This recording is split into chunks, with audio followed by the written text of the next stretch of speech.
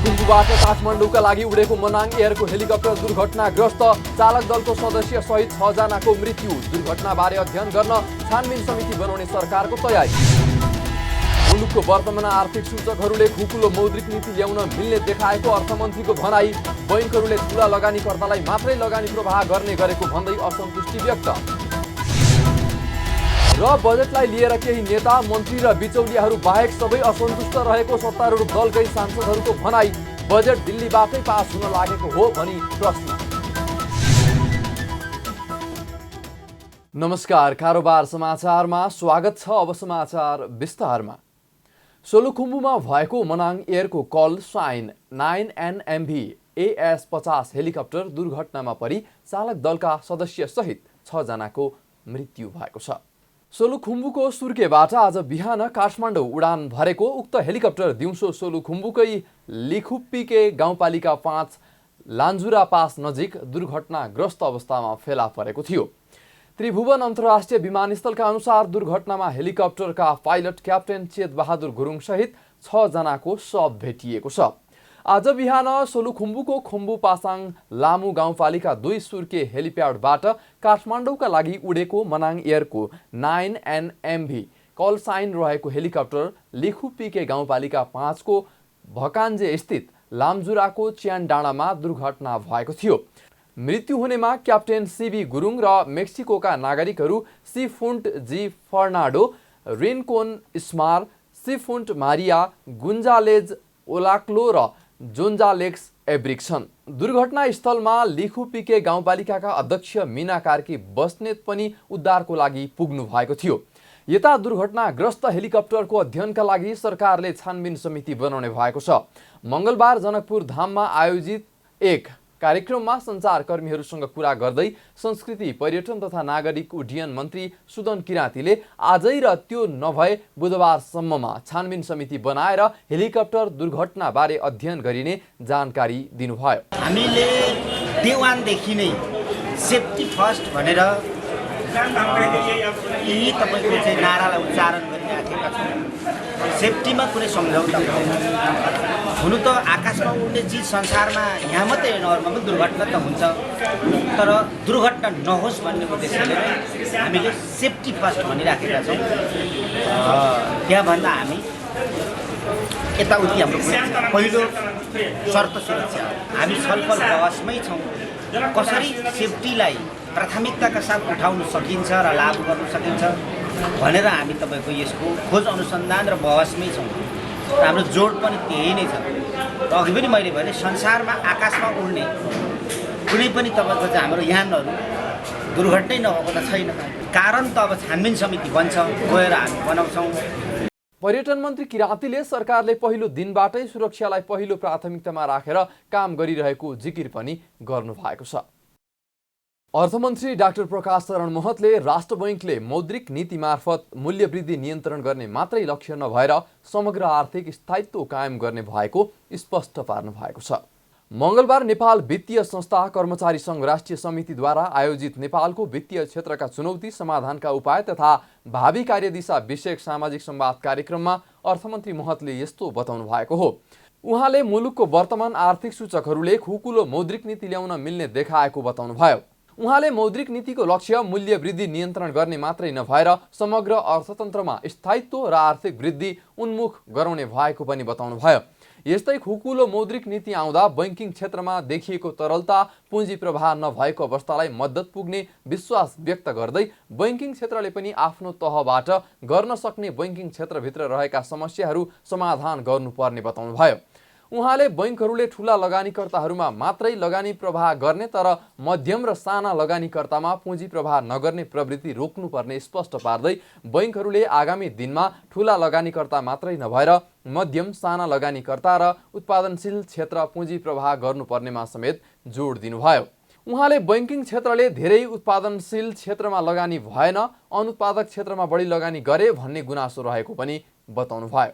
Banking सेक्टरले पनि आफ्नो तहबाट पनि के गर्न सकिन्छ, त्यहाँ भित्र रहेका कतिपय समस्याहरू ठुला लगानीकर्ताहरूमा मात्रै त्यो पुँजी प्रवाह हुने र मध्यम र चाहिँ साना लगानीकर्ताहरूमा चाहिँ नहुने र ब्याङ्करहरू र चाहिँ उद्योग व्यवसायीहरू चाहिँ एउटै। अब यो चाहिँ रियालिटी हो नेपालको। यद्यपि त्यो चाहिँ सामान्यतया अरू देशमा त्यस्तो हुँदैन। हाम्रो त्यही किसिमबाट उनीहरू चाहिँ अलिअलि पुँजी छ, त्यही पुँजी त्यहाँ अलिकति जम्मा भयो, पछि अनि पब्लिकले पनि कन्ट्रिब्युट गर्यो। त्यसरी नेपालमा चाहिँ ब्याङ्किङ सेक्टर चाहिँ ग्रोथ गर्यो। त्यसो हुनाले चाहिँ त्यही भित्र नै चाहिँ लेन्डिङ हुने, एकअर्कामा लेन्डिङ हुने परिस्थितिहरू पनि छ। त्यसलाई पनि मलाई लाग्छ आउँदो दिनमा ब्याङ्कहरूले त्यसमा पनि विशेष गरेर ध्यान दिएर यसलाई चाहिँ अलिकति त्यसको चाहिँ स्ट्रक्चरलाई, लेन्डिङको स्ट्रक्चरलाई डाइभर्सिफाई गर्नेछन् र चाहिँ मध्यम साना स्तरका चाहिँ लगानीकर्ताहरू र उत्पादनशील क्षेत्र खास गरेर अहिलेसम्मको परिस्थितिमा एउटा चाहिँ गुनासो के थियो भने ब्याङ्किङ सेक्टरहरूले धेरै चाहिँ उत्पादनशील क्षेत्रमा चाहिँ लगानी भएन, यो कन्जम्सनको सेक्टरमा चाहिँ धेरै चाहिँ लगानीको भन्ने कुराहरू, अनुत्पादक क्षेत्रमा चाहिँ ज्यादा चाहिँ लगानी हो भन्ने कुराहरू पनि आएको परिप्रेक्ष्यमा यतातर्फ पनि मलाई लाग्छ यो ब्याङ्किङ सेक्टरले, वित्तीय सेक्टरले ध्यान दिनेछ। अर्थमन्त्री महतले बैंकर र व्यवसायी एकै व्यक्ति भइदिँदा समस्या आएको पनि बताउनु भयो। उहाँले केही बैंकले धेरै धितो राखेर थोरै ऋण दिने र पछि सबै धितो सस्तो मूल्यमा लिलामी गरेर कब्जा गर्न थालेको सूचना पाएको भन्दै बैंकहरूलाई सचेत हुन आग्रह पनि गर्नुभयो। यस्तै सबैले मिलेर ब्याजदर यति राख्ने भन्ने कुरा ठिक नभएको भन्दै प्रतिस्पर्धा सुनिश्चित गर्न आग्रह समेत गर्नुभयो। राष्ट्रिय सभा सदस्यहरूले आगामी आर्थिक वर्षको बजेटबाट केही नेता, मन्त्री र बिचौलियाहरू बाहेक सबै असन्तुष्ट रहेको ठोकुवा गरेका छन्। मंगलबार राष्ट्रिय सभाको बैठकमा विनियोजन विधेयक 2080 का विभिन्न शीर्षकमाथि 1 दर्जन बढी विभिन्न मन्त्रालय, आयोग र कार्यालयहरूको विनियोजन शीर्षकहरूमाथिको छलफलमा भाग लिँदै राष्ट्रिय सभा सदस्यहरूले यस्तो ठोकुवा गरेका हुन्। बैठकमा राष्ट्रिय सभा सदस्य तारामान स्वारले बजेटबाट केही नेता, मन्त्री र बिचौलियाहरू बाहेक सबै असन्तुष्ट रहेको बताउनुभयो। उहाँले सत्ता पक्षकै सांसदहरूले पनि बजेट सन्तुष्टिका साथ पास गर्ने स्थिति नरहेको जिकिर गर्दै खर्च कटौतीको प्रस्ताव पेश गर्नुको साटो बजेट संशोधन सहित अघि बढाउने प्रणालीको विकास गर्न जरुरी रहेको बताउनुभयो। मन्त्रालयगत विनियोजनसम्म आउँदा प्रतिपक्षका मात्र होइन, हामी सत्ता पक्षका मान्यहरू समेत सन्तुष्ट छैनौँ। केही नेता र मन्त्री र बिचौलियाहरू बाहेक सबै असन्तुष्ट छन्। प्रतिनिधि सभामा यो पारित भइसकेको छ। राष्ट्रिय सभामा पनि हामी सत्ता पक्षका मान्यहरूले यसलाई पारित त गरौँला, तर सन्तुष्टिका साथ होइन। यहाँ मन्त्रीज्यूहरू पनि हुनुहुन्छ। म उहाँहरूसँग जान्न चाहन्छु के तपाईहरूले यसलाई राम्ररी हेर्नु र अध्ययन गर्नुभएको छ, वा सौकीय र कर्मचारी वा पहुँचवाला र कमिसनखोर बिचौलियाहरूले जे भने त्यसैलाई तथास्तु गर्नुभएको छ। बैठकमा राष्ट्रिय सभाका अर्का सदस्य जयन्ती देवी राईले प्रधानमन्त्री पुष्पकमल दाहाल, पूर्व प्रधानमन्त्री शेरबहादुर देउवा र अर्थमन्त्री डाक्टर प्रकाश शरण महतको जिल्लामा गएको बजेट सचिएर आएको हो वा होइन भन्दै प्रश्न गर्नुभयो। उहाँले 3 जिल्लामा गएको बजेट सचिएर नआएसम्म आगामी आर्थिक वर्षको बजेट सन्तुलित नहुने स्पष्ट पार्दै अहिलेको बजेट आशावादी बजेट नरहेको र आवश्यकता अनुसार नआएको दाबी समेत गर्नुभयो। यस्तै अहिलेको बजेट निर्वाचन क्षेत्र केन्द्रित रहेको र अर्को पटक आफैलाई चुनाव जित्ने र मन्त्री बन्ने दाउमा मात्रै आएकाले आरोप पनि लगाउनुभयो। अहिले हामीले बजेट हेर्यौं भने त्यो आशावादी हामीले बन्न सक्ने अवस्था छैन, किनभने यो अहिले पनि यो बजेट सन्तुलित छैन र अहिले पनि यो बजेट व्यवहारिक छैन र अहिले पनि यो बजेट केन्द्रीकृत छ र अहिले पनि यो बजेट आत्मा केन्द्रित छ र अहिले पनि यो बजेट क्षेत्र निर्वाचन क्षेत्रलाई जोगाउने खालको मात्रै र हामी फेरि पनि जोगाएर फेरि पनि त्यही सपना बोकेका छौँ कि फेरि पनि यहाँ मन्त्री हुने, सांसद हुने खालका जनताको लागि भन्दा पनि आफू आत्मा केन्द्रित हुने नै बजेट देखिन्छ। मान्यजीहरूले उठाइसक्नु भएको छ। किन हामीले सन्तुलित छैन भन्यौं? हामीले पटक पटक यहाँ भनेका छौँ कि पहुँचको आधारमा बजेट विनियोजन नहोस्, आवश्यकताको आधारमा जहाँ विपन्न वर्ग छ, जहाँ अविकसित क्षेत्र छ, जहाँ बजेट लानु जरुरी छ, जहाँ यो देशलाई समग्र रूपमा चाहिँ विकास गर्नु छ, त्यो खालको बजेट आओस् भनेर हामीले अनुरोध गर्यौं, अनुनय गर्यौं, विनय गर्यौं। 3वटा जिल्लाको कुरा के भयो, त्यो सचेर आयो कि आएन, हामी त्यो पनि प्रश्न गर्न चाहन्छौँ। राष्ट्रिय सभा सदस्य डाक्टर बिमला राई पौडेलले आगामी आर्थिक वर्षको बजेट दिल्लीबाटै पास हुन लागेको हो भन्दै प्रश्न नै गर्नुभयो। उहाँले प्रधानमन्त्री दाहालले प्रधानमन्त्री बनाउनका लागि व्यापारीहरू दिल्ली दौडाहामा गएको कुरा उल्लेख गरेको भन्दै बजेट कार्यक्रम पनि त्यतैबाट पास गर्न लागि हो भन्दै प्रश्न गर्नुभयो। उहाँले असमान बजेट ल्याउनुको कारणबारे संसद र जनतालाई जानकारी दिन आग्रह पनि गर्नुभयो। प्रधानमन्त्रीले अस्ति त मौखिकै रूपमा भनि नै हाल्नुभयो, प्रधानमन्त्री बन्नको लागि व्यापारीहरू दिल्ली दौडमा गएका कुराहरू आए पनि, कि बजेट कार्यक्रम पनि हामी त्यतिबाट पास गर्दैछौँ कि क्या? परराष्ट्रले सहजीकरण गरिरहेछ? नत्र भने किन एकतर्फी हुन्छ बजेट? हाम्रो छिमेकीसँगको सम्बन्ध असमान हुँदैछ, एकातिर ढल्किँदैछ, विचार गर्नु होला। र यो असंलग्न परराष्ट्र नीति हामीले छोड्या हो कि अझै समाति राखेका छौँ, व्यवहारमा के छ त्यो विषयमा जवाफ दिनु होला भनेर मैले अनुरोध गरेँ। मन्त्रीज्यूलाई पनि देखेर अनुरोध गर्दैछु। यस्तै बैठकमा राष्ट्रिय सभा सदस्य दिलकुमार थापा रावल पार्वतीले सरकारले नयाँ वडा सिर्जना गरेर बजेट विनियोजन गरेको भन्दै आपत्ति जनाउनु भयो। उहाँले चितवनको माडीमा 9वटा वडा रहेको तर केन्द्र सरकारबाटै 10औं वडामा बजेट विनियोजित गरेको भन्दै आपत्ति जनाउनु भयो। उहाँले देश संघीयतामा गइसकेपछि पनि केन्द्रबाट नै लाखको योजनाहरू गइरहेको प्रति असन्तुष्टि समेत प्रकट गर्नुभयो। हामी संघीयतामा गइरहँदा सम्मान्य अध्यक्ष महोदय, आज संघ सरकारले विनियोजन गरेको चितवनको माडी नगरपालिका चाहिँ 9वटा छ, तर माडीको 10 नम्बर वडामा संघ सरकारबाट विनियोजित भएको छ।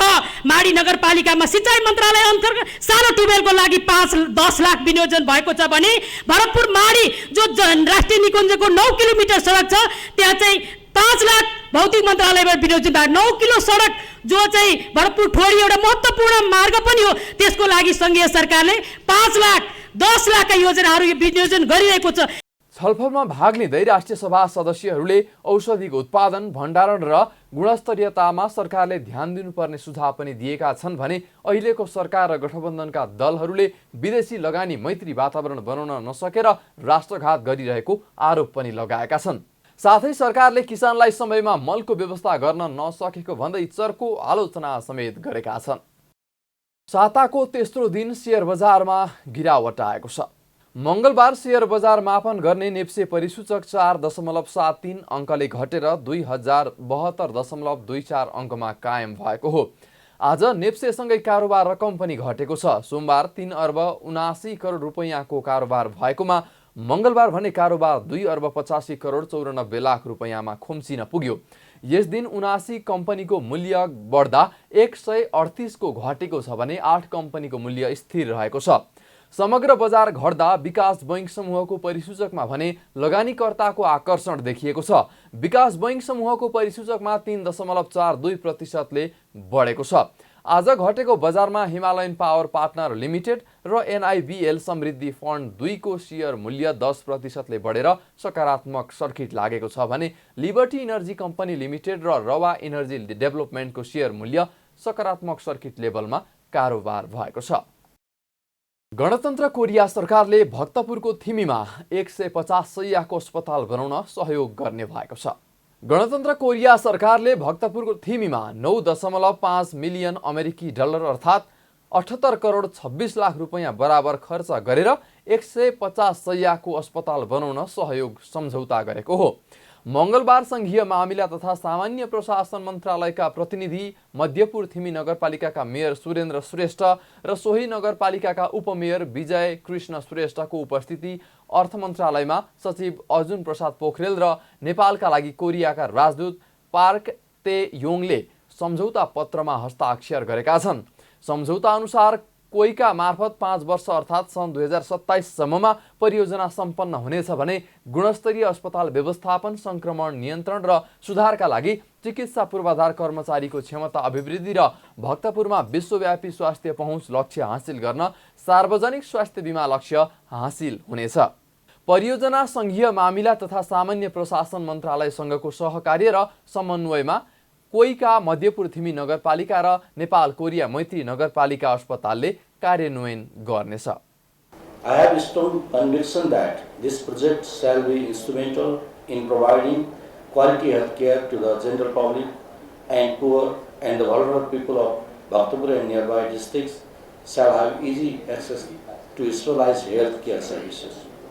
Through this project, Government of Nepal aims to enhance the capacity of medical infrastructure and professionals for quality hospital management, infection control, and improve coverage of public health insurance to attain the goal of universal health coverage, USC, in Bhaktapur, Nepal. The project also aims to construct a 100-bed hospital in the adjoining land of Nepal-Korea Friendship Municipality Hospital, NKF-MH, provide administrative staff of the hospital, provides necessary medical equipment and develop the capacity of medical and administrative staff of the hospital. The old and new hospital buildings shall be interconnected for effective service delivery. Let me thank everyone involved in making this memorial signing ceremony possible.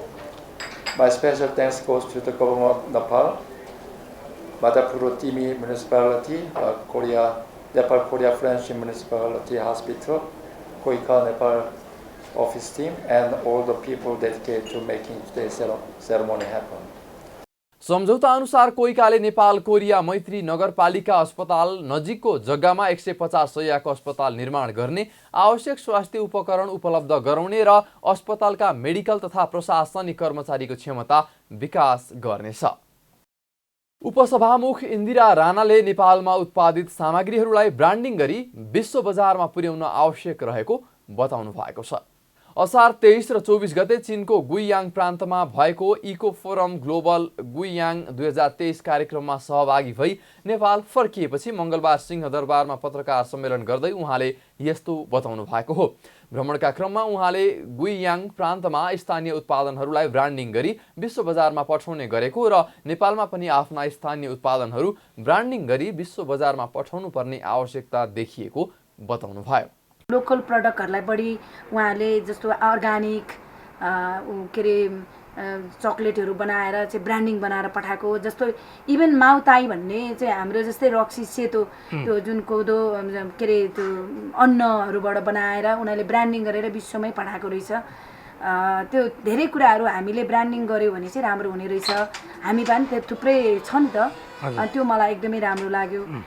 भ्रमणबाट उपसभामुख राणा नेतृत्वको संसदीय टोली असार 25 गते राति स्वदेश फर्किएको थियो। भ्रमण टोलीमा प्रतिनिधि सभाका सदस्यहरू मैना कार्की, भगवती चौधरी, डाक्टर चन्दा कार्की भण्डारी र संघीय संसद सचिवालयका उपसचिव विमलराज जोशी सहभागी हुनुहुन्थ्यो। काठमाडौँ उपत्यकालाई व्यवस्थित बनाउन सरकारले गुरु योजना बनाउन सुरु गरेको छ। सोमबार जिल्ला समन्वय समिति ललितपुरको 7औं जिल्ला सभालाई सम्बोधन गर्दै शहरी विकास मन्त्री सीता गुरुङले काठमाडौँ उपत्यकालाई व्यवस्थित बनाउन सरकारले काठमाडौँ उपत्यका गुरु योजना बनाइरहेको जानकारी गराउनु भएको हो। उहाँले काठमाडौँ उपत्यका ठूलो सहर नभए पनि गाडी पार्किङ गर्ने ठाउँ अभाव भएको, खानेपानी, साना साना पार्क र फुटपाथ केही पनि नभएर धेरै घरहरू भएको सहरका रूपमा स्थापित भएको बताउँदै यसरी बनेका घरहरू राज्यले सहर व्यवस्थित बनाउने भनेर मात्रै पनि भत्काउन सक्ने अवस्था नभएको पनि स्पष्ट पार्नुभयो। उहाँले सरकारले बनाएको गुरु योजनाले सहरलाई थप व्यवस्थित र भएको व्यथिति हटाउन सकिने जिकिर गर्दै काठमाडौँ उपत्यकाबाट बग्ने बागमती नदी र त्यसका सहायक नदीहरूको सरसफाई र त्योसँग जोडिएका मठ मन्दिर, पुरातात्विक सांस्कृतिक वस्तुहरूलाई संरक्षण गरी पर्यटन विकास गर्ने गरी सरकार लागिरहेको स्पष्ट पार्नुभयो। मन्त्री गुरुङले सरकारलाई अव्यवस्थित र सुकुम्बासी बस्ती हटाउन धेरै गाह्रो भएको पनि बताउनुभयो। बागमती नदी र त्यसको सहायक नदीहरूको सरसफाई र त्योसँग जोडिएका रहेको मठ मन्दिर, हाम्रो पुरातात्विक र त्यसको सांस्कृतिक सभ्यताका कुराहरूलाई कसरी संरक्षण गरेर पर्यटनको विकास गर्न सकिन्छ, स्वच्छ सफा सहर बनाउन सकिन्छ भन्ने विषयमा पनि हामीले काम थालिरहेका छौँ र त्यो कामलाई पूर्णता दिनको निम्ति चाहिँ मुख्य गरी अव्यवस्थित र सुकुम्बासी बस्ती हटाउन हामीलाई धेरै गाह्रो भएको छ। यदि हामीले नदी किनाराको अव्यवस्थित र सुकुम्बासी बस्तीलाई हटाउन सक्यौँ भने ती कामहरू गर्न सजिलो हुन्छ होला। यसमा चाहिँ स्थानीय तहको सरकार, जिल्ला समन्वय लगायत हाम्रो माननीयज्यूहरू सबैको सहयोगको अपेक्षा पनि गर्न चाहन्छु। उहाँले स्थानीय तहहरूले छुट्टै आफ्नै फोहोर व्यवस्थापन गर्न सक्नुपर्ने पनि बताउनु भएको छ। कारोबार समाचारमा अब सुन चाँदी र विदेशी विनिमय दर सम्बन्धी जानकारी।